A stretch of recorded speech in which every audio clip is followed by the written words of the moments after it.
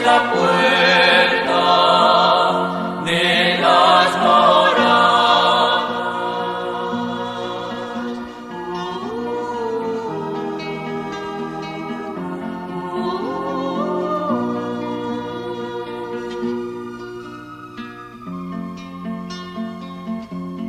Mira que estoy a la puerta llamando. Si alguno me oye y me abre, entraré en su casa y cenaremos juntos. Le comunicaré todos mis secretos. Amén. Maránata, ven, Señor Jesús. Tengo la puerta abierta para ti.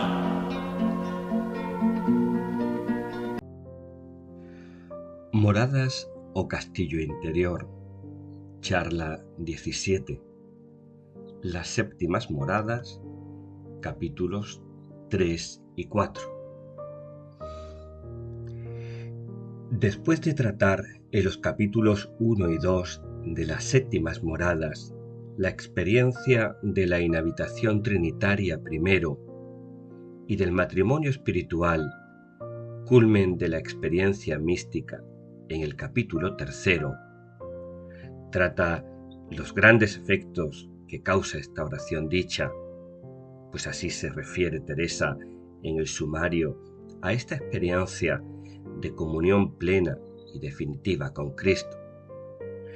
Con la muerte de la mariposica, séptimas moradas 3.1, que había aparecido en las quintas moradas como símbolo del yo del orante, la persona alcanza a vivir en Cristo una nueva manera de ser cristiano, cuyos efectos explica con su acostumbrada y sorprendente capacidad de análisis psicológico y espiritual.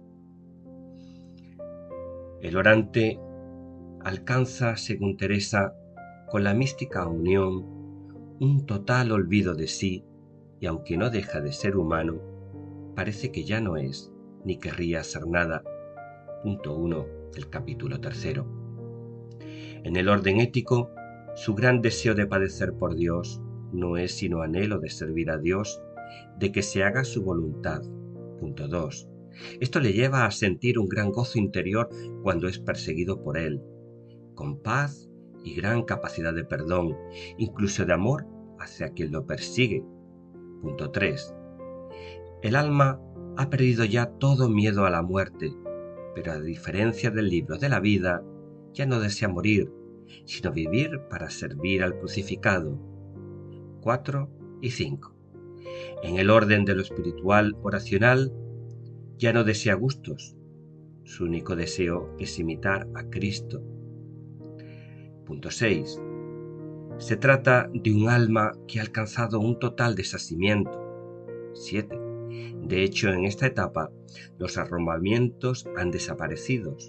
Saltamos al punto 12, porque la unión mística se produce más allá de las potencias del alma, es decir, que es más profunda que los niveles psíquicos más profundos de la mente-corazón, constituyendo un suceso puramente espiritual.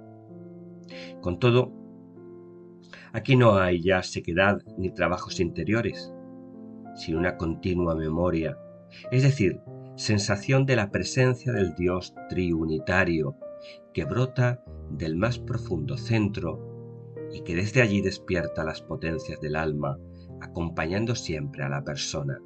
8. Y haciéndola sentir una casi continua quietud. Punto 10. Y una paz profunda. 11.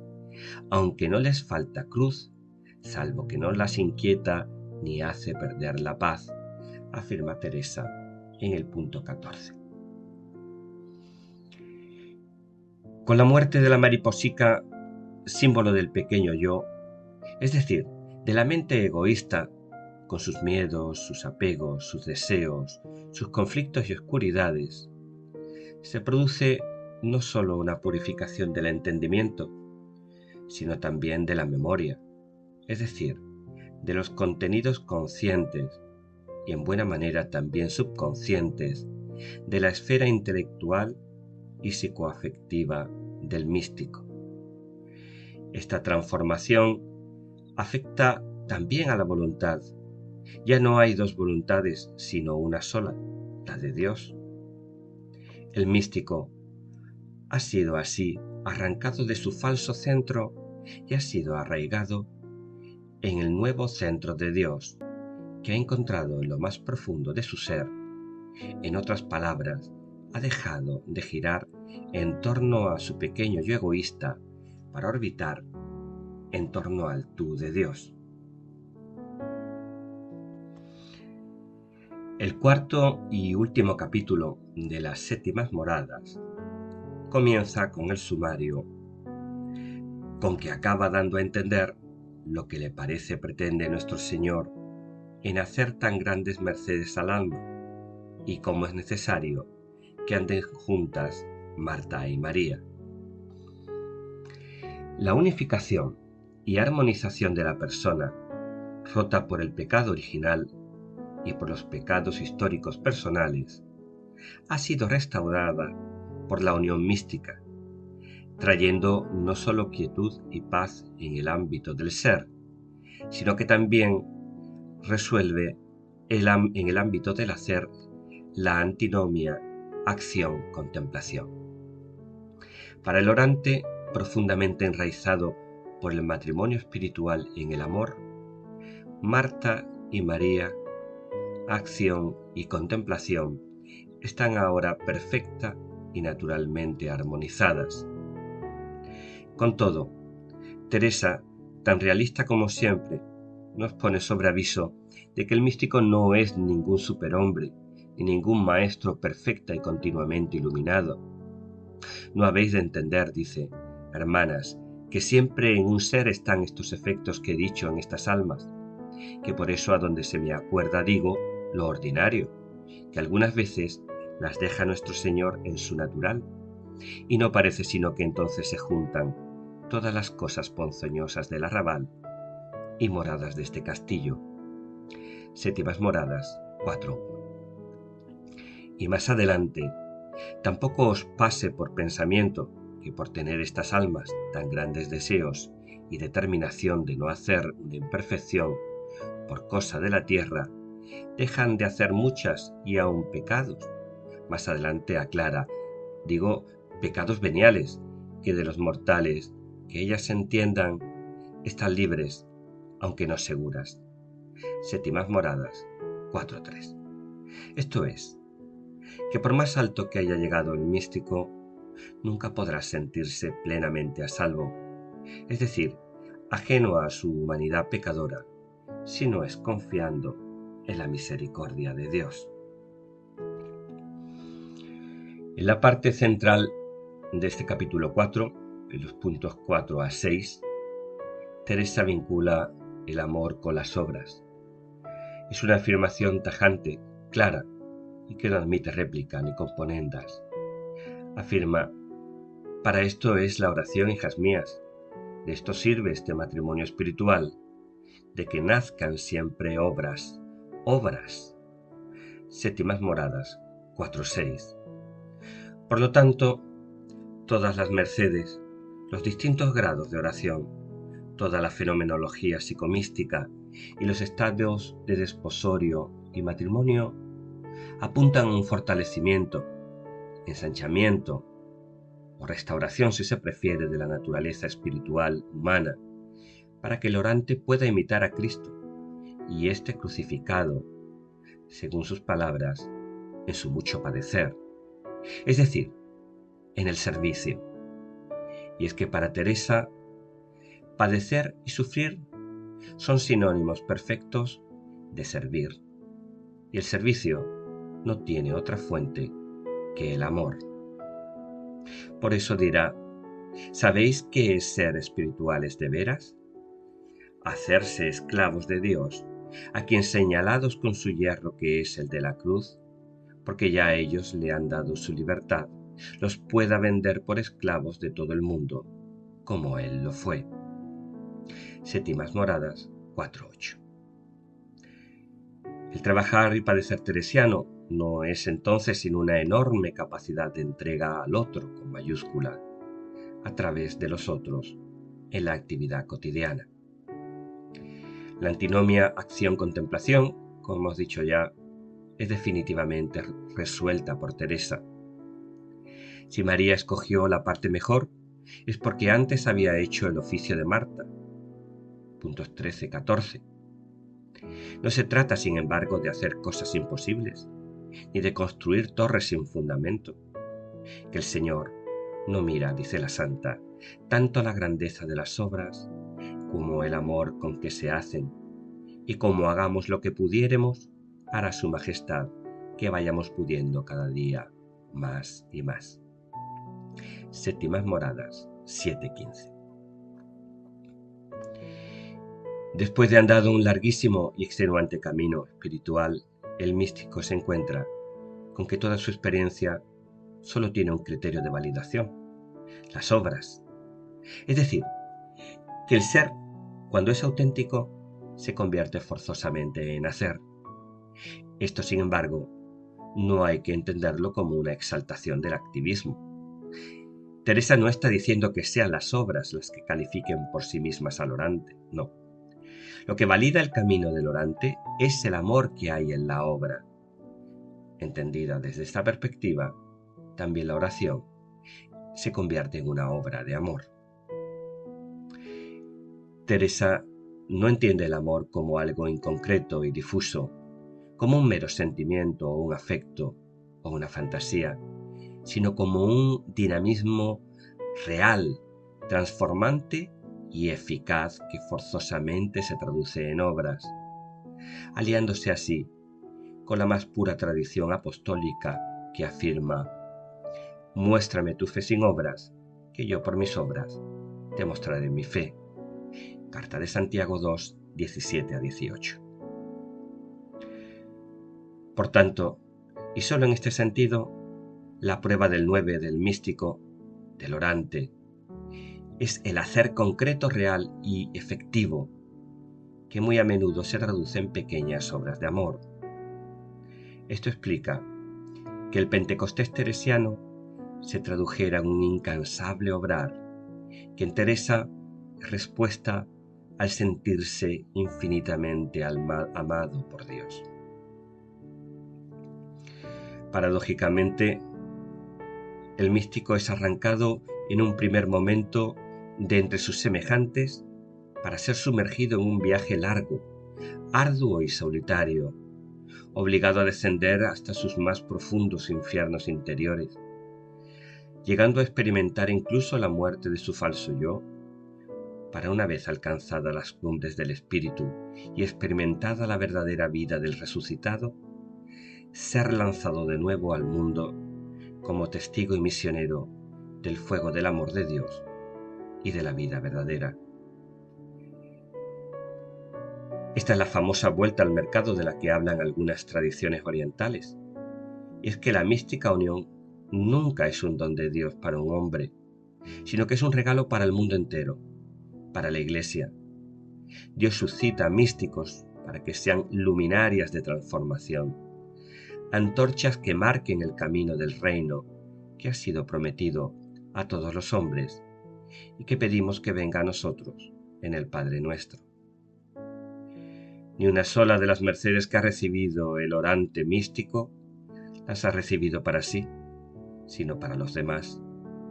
Por eso, cuando la mística pierde de vista su horizonte eclesial, cae en el espiritualismo, en la fantasía, en la mágica manipulación de Dios o incluso en el fraude.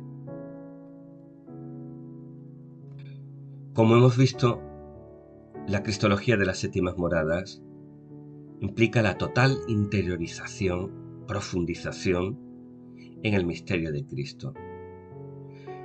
El alma se ha encontrado a sí misma no como un vacío existencial y sin sentido, sino habitada en su más profundo centro por la persona de Cristo resucitado.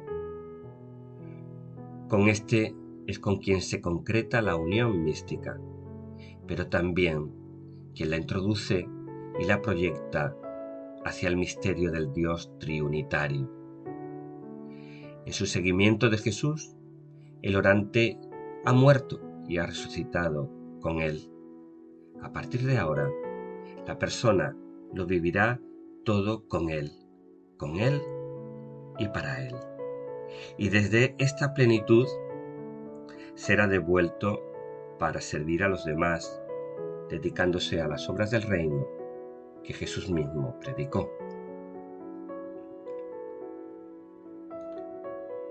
Desde la perspectiva espiritual, el itinerario que nos ha ido mostrando Teresa a lo largo de las moradas, desde las primeras a las séptimas, es esencialmente un camino de oración que se construye sobre dos cimientos fundamentales recurrentes a lo largo de la obra: la humildad, ligada a la búsqueda de la propia verdad, y la práctica de las virtudes, es decir, el amor en realizaciones concretas.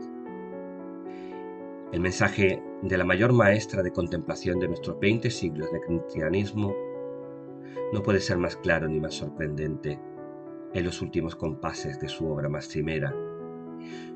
No poner vuestro fundamento, dice, solo en rezar y contemplar, porque si no procuráis virtudes y hay ejercicio de ellas, siempre os quedaréis enanas. Séptimas moradas 4, 9 a 10. Y es que al final, Marta y María, lo repetiremos una vez más, han de andar juntas. Séptimas moradas 4 a 17. Por resumir, a modo de síntesis final, el camino espiritual expuesto en las 16 charlas anteriores, recordaremos que el castillo interior es un mapa del mundo de la oración que aparece ya en la puerta del castillo, con la iniciación a la oración vocal. Como vimos, la segunda morada son las de la determinación, en tanto que las terceras presentaban a los adelantados en la meditación y el recogimiento activo y en la práctica de las virtudes, pero que trabajaban todavía con su esfuerzo propio y aparecían como muy dueños de sí mismos. Estos debían experimentar la crisis de su yo voluntarista. Con la cuarta morada nos adentramos en el ámbito de lo sobrenatural propiamente dicho, con la oración de recogimiento infuso y la oración de quietud, y los primeros pasos en la unión. En la quinta morada vimos que con la oración de la unión estábamos ya en la vida mística, en tanto que las sextas constituyen una noche purificativa al tiempo que luminosa, donde la unión del desposorio espiritual se alterna con la oscuridad, llevando al orante, según las circunstancias, a alternar formas de oración de las primeras moradas y contemplación, que aquí es contemplación de los misterios de Cristo. Finalmente, las séptimas moradas son la cima de la vida espiritual, con el matrimonio espiritual.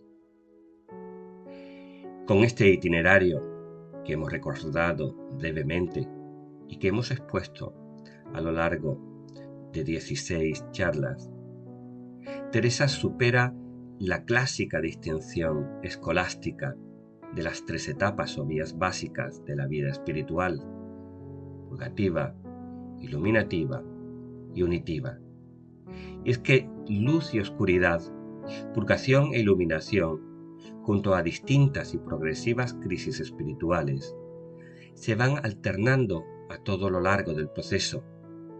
El orante vive con regularidad en alguna de las moradas y va avanzando por ellas, pero esto no le impide visitar moradas más alejadas. Si bien una cosa es vivir en unas estancias y otra deambular por ellas. Aunque no vivamos en las últimas moradas, podemos ser llamados a visitarlas. No cabe, por lo tanto, el desaliento. Lo importante es vivir en profundidad en la estancia o morada, en la etapa que estamos atravesando. El esquema teresiano huye, como vemos, de toda rigurosidad escolástica. Trazar etapas sucesivas en el avance espiritual es forzar el pensamiento de la santa, que parece sugerirnos más que un avance lineal y progresivo, como propone el padre Antonio Mas Arrondo, un continuo dinamismo basado en el entrar en la interioridad, el mirar orante y contemplativo, y el hacer o práctica de la virtud. Este dinamismo, entrar, mirar, hacer, se va alternando en una espiral que comienza en la práctica más básica de la oración vocal y culmina con la unión mística y la vuelta al mundo, entregado al servicio del reino como resultado de la unión mística. Podemos pues afirmar que la mística teresiana es una mística de ojos abiertos hacia un maravilloso mundo interior, en el que nunca estamos solos, pero tenemos que descubrir, y ojos abiertos al mundo que Dios ha querido convertir en su reino. Cuando escribe El castillo interior, Teresa ha alcanzado la perfecta armonización de oración y vida por la total configuración con Cristo. No queremos terminar sin repasar los tres símbolos fundamentales que han aparecido a lo largo de esta obra y que emplea la santa, y en torno a los cuales ha construido el hermoso y expresivo carácter simbólico del castillo interior, con la intención de establecer una nueva y definitiva síntesis de su doctrina, con la que poner punto y final a esta serie de charlas. Vamos a recordar que entre los muchos símbolos e imágenes que han ido apareciendo en ellas, Teresa ha echado a mano a tres fundamentales: el castillo, el gusano de seda, que se convierte en mariposa, y los esposos. Los tres le sirven para mostrar un proceso de progresiva transformación en la vida cristiana, de progresiva configuración del orante con Cristo. El castillo es una invitación para entrar en él libremente y buscar a su morador. El gusano y la mariposa presentan dos estadios o dos formas de existencia diferentes del alma. Existe una transformación, un cambio de forma, que al mismo tiempo lleva consigo un cambio en el juzgar, en el practicar la virtud, en el percibir la realidad de Dios, la realidad del hombre y la realidad de las cosas. La muerte del gusano de seda, luego convertido en mariposica, significa morir la muerte de Cristo para vivir una vida nueva que nos viene del resucitado. Es la unión profunda del alma con Cristo. Finalmente, la esposa con el esposo, que Teresa fundamenta en el Cantar de los Cantares, apunta a la experiencia del matrimonio espiritual, que es ya comunión plena y total.